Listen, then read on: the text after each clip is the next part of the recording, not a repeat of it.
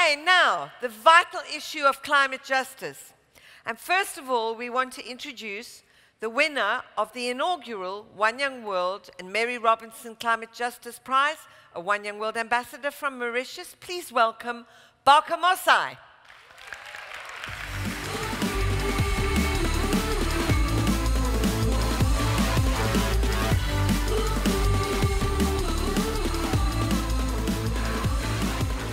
She was there a minute ago. We're also unbelievably honored to welcome back one of the world's most inspiring leaders. You heard from her last night, an amazing speech. In 2014 in Dublin, she was there, and when discussing her presidency, she said that she'd decided that she was an issues person rather than a politics person. And I think we'd all agree that the world could do with more politicians who put the issues above the politics. Please welcome Ireland's first woman president, Mary Robinson.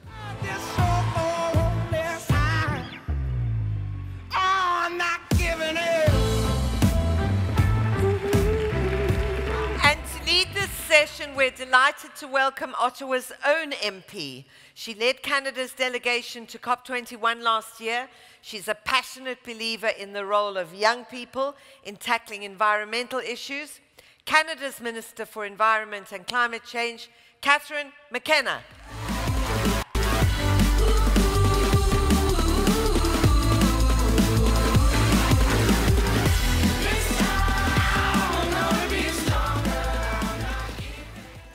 All right, well, welcome. I'm really excited. I'm actually really impressed how quickly you came into the room, because I know you guys are having some pretty awesome conversations. Alors, bonjour à tous. Si vous ne venez pas d'Ottawa, bienvenue. J'espère que vous avez un très bon temps ici. I'm going to start by recognizing that we're on the traditional territory of the Algonquin and Anishinaabe peoples.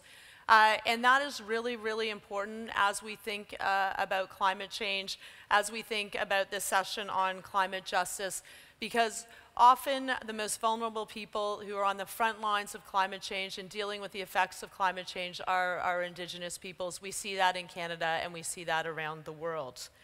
So first off, I want to thank the organizers of One Young World Summit for inviting me here to just serve as a moderator so I can hear these two awesome women. And how excited am I that there's two women on the climate file, and I'll talk about this some more. There's a lot of women, which is great. Look, you guys all know this. Day after day, week after week, month after month, year after year, decade after decade, the climate is getting warmer. I don't have to tell you that. You all know that. I spend my time talking about that because there are apparently some people who don't recognize that yet, and they've got to get with the program. But we're seeing the impacts all over, no more so than in Canada's north. Do we have anyone from Nunavut or from the Northwest Territories or from Yukon? I can see them. I'm a shout out to you. You guys are certainly seeing the impacts, and we need to hear your stories, and you need to tell your stories so that people really understand that climate change is not just an inconvenience, it's changing the way people live. And Barkha will certainly talk about that when it comes to small island states and the impacts that are already being felt there. Les scientifiques disent que les changements dans les précipitations mondiales rendront les moussons plus fortes et les sécheresses plus longues. Pour les millions de personnes qui vivent dans un domicile instable et pour tous ceux qui comptent sur les récoltes saisonnières pour leur fournir un revenu, les conséquences sont très graves. Scientists tell us that changes in global precipitation will make monsoons heavier and droughts longer. For millions who live in unstable houses or rely on seasonal harvests for income, the effects are already disastrous. Tout le monde ici le sait. Il faut parler de la justice lorsqu'on parle des changements climatiques. As everyone here understands, a conversation about climate change is a conversation about justice. And as I'll discuss more later, we are committed, Canada is committed to dealing with climate change head-on through investments in clean energy, investments in research, and working with all the provinces so that we can price what we don't want, which is pollution. Now, they asked me to take a few minutes to set the context. So to do that, I want to refer quickly to the speech U.S. Secretary of State John Kerry made last week at the UN General Assembly in New York. During his remarks, he referred the audience, he referred to an intriguing term when he spoke. He described certain people as warriors of the planet. And I thought that was typical John Kerry. He has been a warrior for the planet for so long, for decades, for longer than many of you were born. And I think it inspired me. It also is so appropriate to use the words warriors of the planet for the amazing women that are here beside me. They really are people who are stepping up, women who are stepping up for the sake of our planet, for the future, your future, the future for my 3 kids, and the future of the next generations. Laissez-moi vous parler d'eux et vous comprenez ce que je veux dire.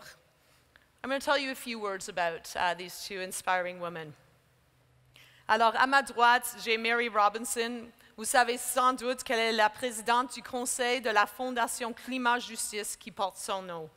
Depuis longtemps, cet organisme réclame l'intégration des femmes dans l'élaboration des politiques environnementales. It is an absolute honor to appear on stage with Mary Robinson. She's not only the chair of the board of the Climate Justice Foundation that bears her name, an amazing organization that's advocated for inclusion of women in environmental policy making.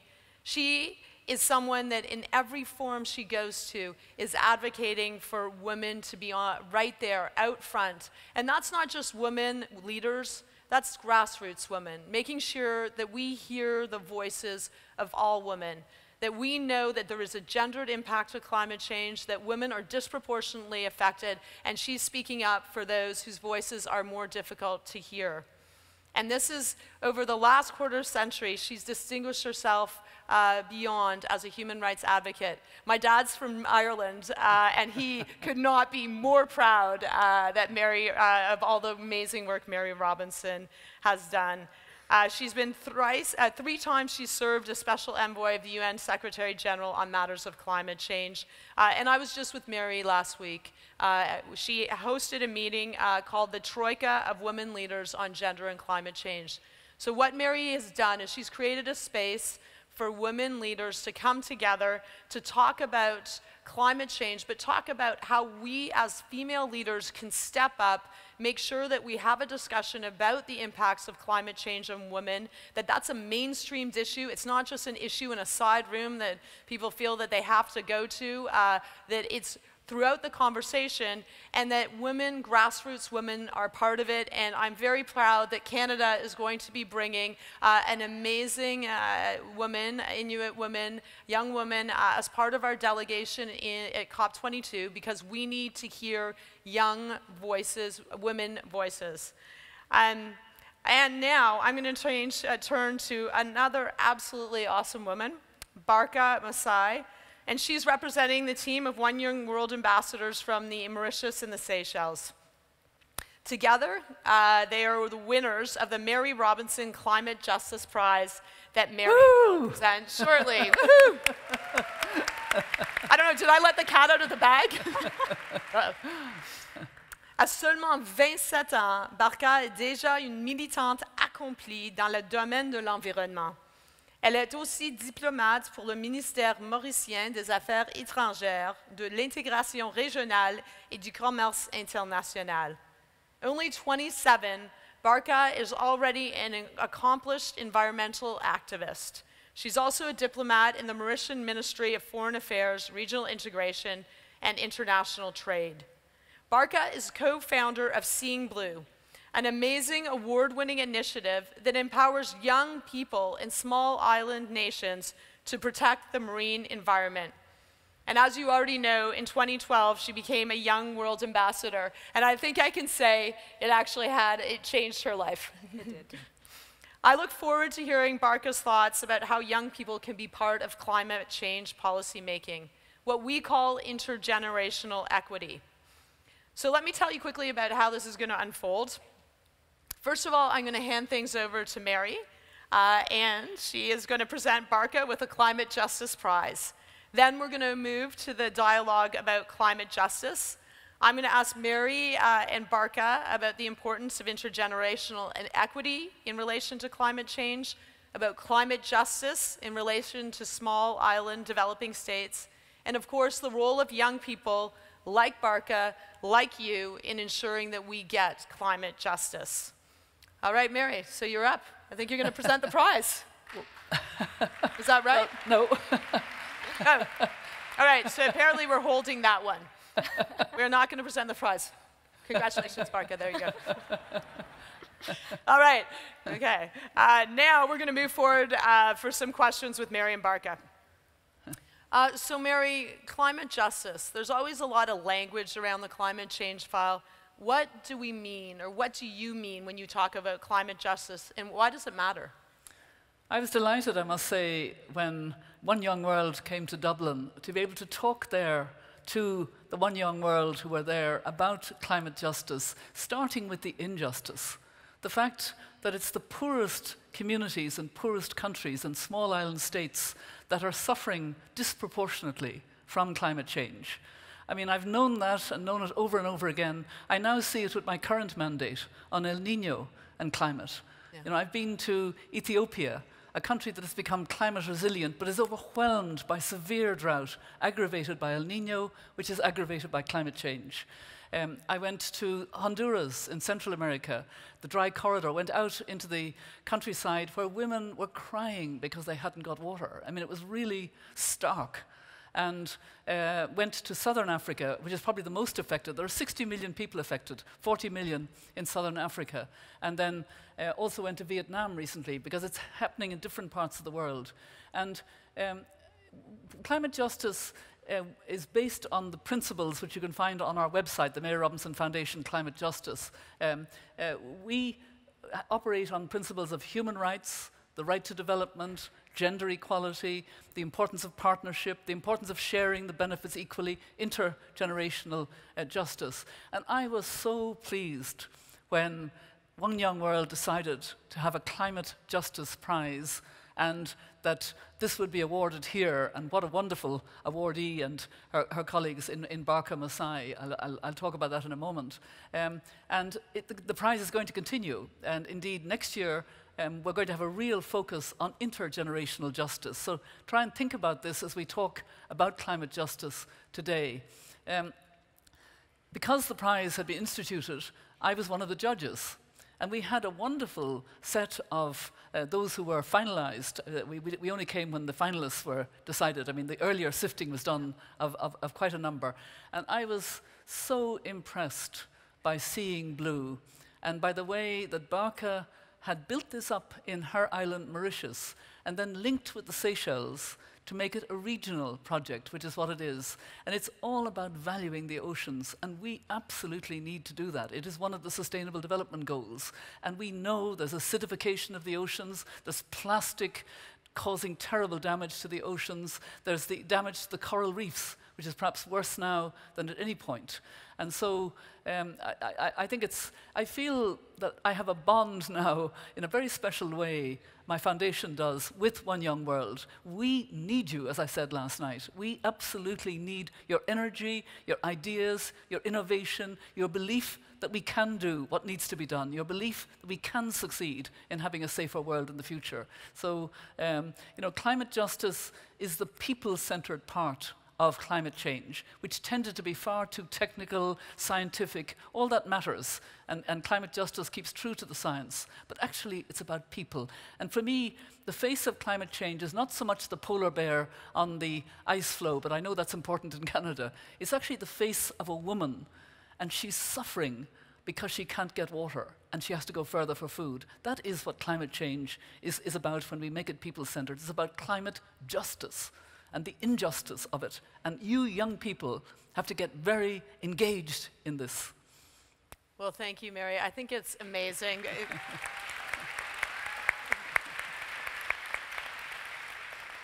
I mean, it's interesting, having been involved in the COP21 negotiations, often you're talking about very technical issues, targets and all these things, but as you say, It's really about people, and hearing from Indigenous people, hearing from Inuit who talk about the lack of country food, being able to access the traditional food that they relied on. You see the absolute real impact, and the more we can tell those stories, the more you can tell those stories, the more Barkha can tell these stories, the more people are going to feel that the need to act, because I think we all want to support each other, and it's by hearing those stories that you feel inspired. And I'm so proud that you've linked climate change to the broader human rights, the broader justice discussion. So Barkha, maybe you could talk a little bit about climate justice and how it applies to small island states, which are very vulnerable to the impacts of climate change. And I'll say in Canada, is there anyone here from Prince Edward Island? Well, maybe not, maybe someone, hey? Prince Edward Island is receding by an average of 36 centimeters a year. You know, very different geographical location, but even here we see, you know, that these small island states are shrinking. So tell me about your experience and why we need to think of climate justice in a different way maybe for small island states. So first of all, I think Mrs. Robinson already mentioned the concept of injustice. And I think small island developing states like Mauritius, like the Pacific Island, I see some people from Samoa over there, we are at the forefront of a massive injustice. Having not contributed to climate change as such, we are facing the impacts really hard, and that affects our livelihood, that affects our identity. In the context of Mauritius, right now we're trying to develop our ocean economy. We want to make use of our ocean resources. But when I go scuba diving, what I see is asymmetry. The corals are dead because the water is so much warmer. And at times, as small islands, we feel that, okay, maybe our voices are too small to make a difference because we are not the ones polluting. Even if all of us mitigate all our carbon emissions, it would account to only, what, 1% of the global emissions? So what can we do? I think small islands, the reason why we are central to the question of climate justice is because we try to apply the moral pressure to survive. It's our right to develop, our right to survival that's on the line. When we talk about the principles of climate justice, we talk about inclusiveness. We talk about participation of everyone.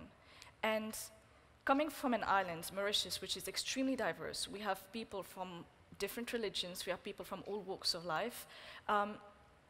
We can't bear the thought that because of climate change, the way we live is going to be affected.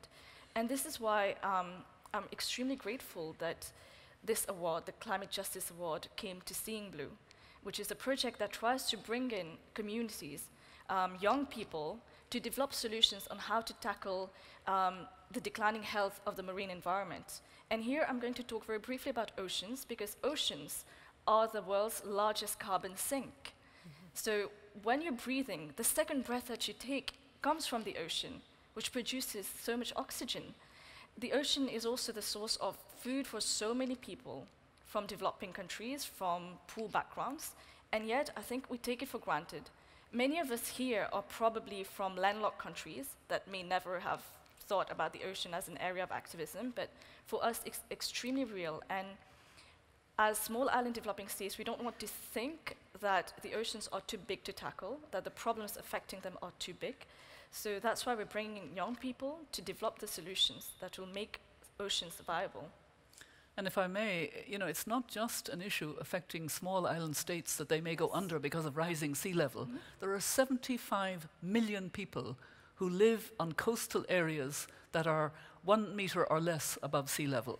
And if the sea level rises, as it will, if we don't get on top of climate change, it won't just be small island states. So your moral voice is speaking on behalf of a lot of people. Of course. You know, and also the leadership of the Marshall Islands in particular, as I mentioned last night at COP21 in Paris. That moral voice, that strong leadership got us the more ambitious target of well below 2 degrees, and we have to work for 1.5 so that islands don't go under and so that people can live and be sovereign countries. Absolutely. So that's actually a good lead-in. I was just thinking about the young man. I understand you said he's one young world former ambassador from the Marshall Islands. So you had all these amazing world leaders that got up and spoke, and it's great. It's great to have world leaders speaking. And then the Marshall Islands, they actually allowed this young man to talk about the impact of climate change on the Marshall Islands and the idea that everyone in the Marshall Islands would have to move. And that was by far, we had all the world leaders, the most important people in the world. It was by far the most compelling call for action. And so let's talk about that. Let's talk about young people. And let's talk about intergenerational equity, or maybe as you've said, injustice. Let's talk about intergenerational inequity. I think about this a lot. As I say, I have 3 young children, and what kind of world are we setting them up for and their grandchildren? Or as Indigenous people say, the next 7 generations. You need to be thinking in those terms. So let's talk about that, Mary.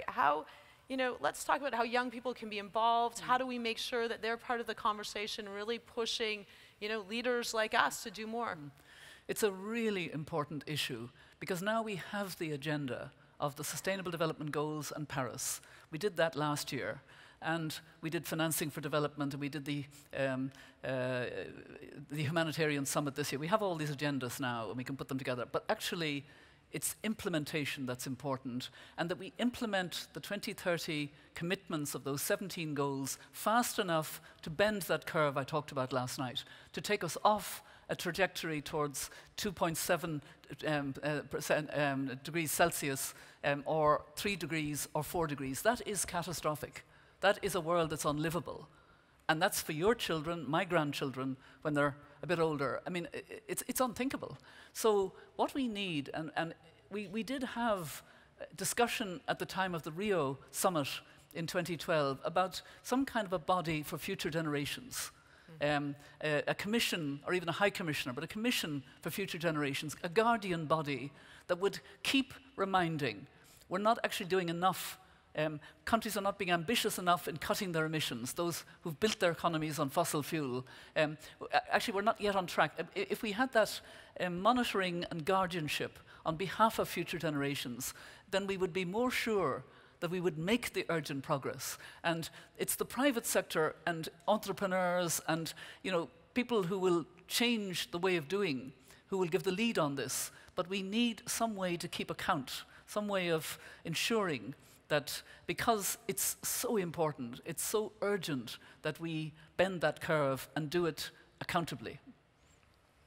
So Barkha, what do you think? So you've heard Mary Robinson. You're a little bit older, right? No.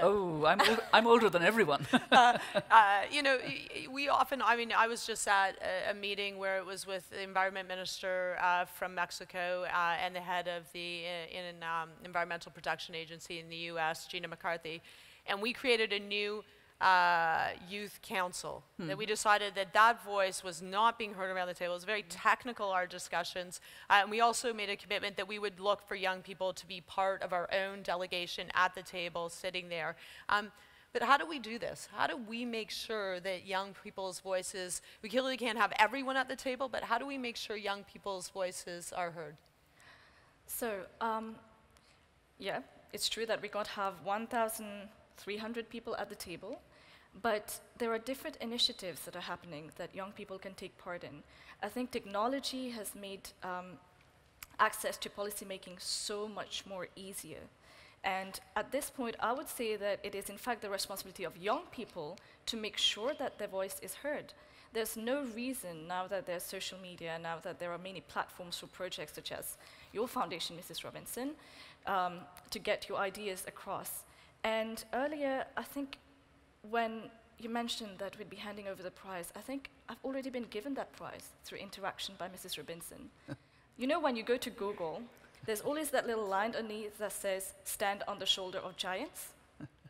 And I think that is exactly what's happening here at One Young World. I'm not going to blame previous generations, because your vision is bringing me here at this table. And I want to make sure I tap into your knowledge. I want to make sure that you hear my voice. And I want to make sure that everyone here just makes the most of this opportunity to talk to people that are there to support us, that are there to tell us that, look, You can fly as high as you want, and we are the ones who are going to catch you. I love. Wow, that is amazing.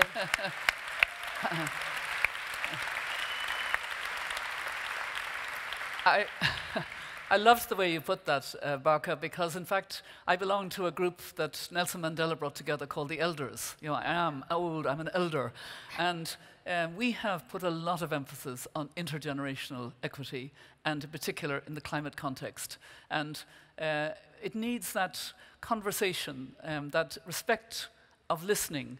And I do think we do need to create more spaces for young people to have their voice heard. It does happen at the COP. There are youngers who come to the COP, and they'll be there in Morocco and other, some of you, how many of you have been to any conference on climate? Yeah. Yeah, a few hands, good, okay. Because it is increasingly, I think we're aware that this is such an intergenerational and not just future generations, but intergenerational issue. And I believe that if we can institutionalize that and have a body that has the particular responsibility as a kind of guardian of the fact that we're doing enough to preserve the world in all its ecosystems, its oceans, its planetary boundaries for future generations, that will be enormously important. Absolutely. I feel like this is just so inspirational. So maybe let's be futuristic a bit. Let's think about, as we come towards the end of this session, let's think about what we want the world to look like. We think about this a lot in Canada. Next year is our 150th, it's 150th anniversary of Confederation. Clearly we've been around a lot longer with Indigenous peoples, but that's a big celebration for us. So now we're thinking, what do we want the next 50 years? But maybe don't take the next 50 years. What do you want to see in the next decade? How do you want to see this world different from what you see today? We have to move away from business as usual, and we're not enough. And part of moving away is to acknowledge the importance of development for developing countries. They're the ones that desperately need to develop because they have large numbers of poor people. You know, look at the continent of Africa. Look at the number of people who have no access to electricity, who cook on open fires and ingest smoke and things. And yet we have the lights, the clean cook stoves. We could get to that number. But even more importantly, we must ensure that there is a transfer of technology and financing to developing countries so that they don't go the route of coal and oil and gas. And unfortunately, I'm afraid we're not doing enough on that. And I'm hearing from African leaders, because I'm in touch with them for my mandate apart from anything else, and they're saying, we don't have any option. We have coal. We'll go coal. We didn't cause this problem. Why should we? And you feel in your heart, you know, there's such an injustice in the fact that we're now saying to these countries, develop differently than the way we did. Develop without fossil fuels. But actually, if they don't, their people will be the first to suffer. You know, the more resilient parts of the world will last longer. And, you know, they will expose their people to terrible suffering. And we don't need to go that route. We've got far more, solar and wind are becoming so much cheaper. We have battery retention, which is enormously important. We have technologies and transfer. Earlier, Barkha and I were talking about the need for women to be in the science and technology. I'd love her to speak a bit about that. Yes, so actually what I feel is that technology is going to be one big component of solving the climate problem. And we need more women to be in science to develop those humane technologies that will allow us to transition to cleaner energies, to biotech that is responsible, to all the different ways of transitioning from a fossil fuel world that we live in towards one that is green. Absolutely. Wow. So, Barkha, we only have a few minutes left. I have this screen that's, I think, telling me we have to end soon. You're so inspirational. You know, standing on shoulders of giants doesn't necessarily mean an age thing at all. So it's amazing to be here with you. So what do you want to see? What do you want to see in the next decade? You're working so hard on the side of your job. I did that before I started a charity too. I know how hard it is.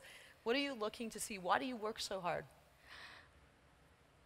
That's an important question. And one that matters to me. There are three things that I want to see happen in the next decade. The first is to see as many women leaders involved in the question of climate change as there are men leaders right now. We need more women negotiators. We need more women in businesses to put pressure on the negotiations. And I hope that in 10 years we'll have equity on that. The second thing that I would love to see in the next 10 years is to see everyone here become climate activists. Now, I think that the climate change and gender issues are two things that should be mainstreamed across everything that you do. I think all of us present here, we do not have a finite amount of leadership that we can only allocate to one thing and not think about other things. I feel that the climate is really important because the survival of islands like mine depend on it. And this brings me to the third thing. In 10 years, I really hope to be in a world where people from islands like mine, from islands like in the Pacific, do not have to fear for our survival. This is something that I really hope we can see. An island where our oceans are thriving, an island where our people live without fear of being displaced, an island where we know that we can live in harmony with nature and have businesses and governments and everyone being responsive to the climate situation. So this is what I want to work towards.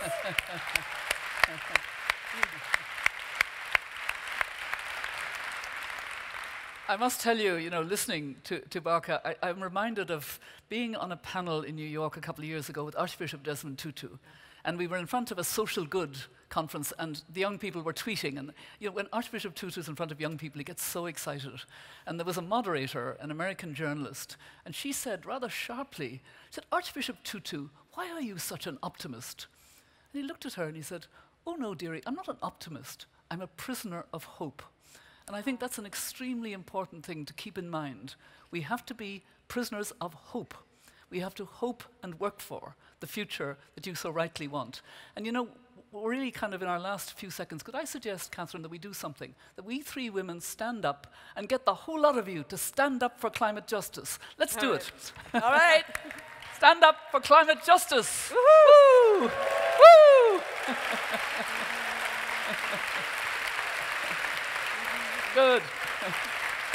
And this is the moment to tell you we will be continuing the Mary Robinson Climate Justice Prize. So there will be a prize each year going forward. So if you get on the website, you can see the conditions. We've promised it to President Robinson. This is the start, so get in there. The more ideas, the better. The more implementation, the more shot we've got. Thank you. Thank you so much.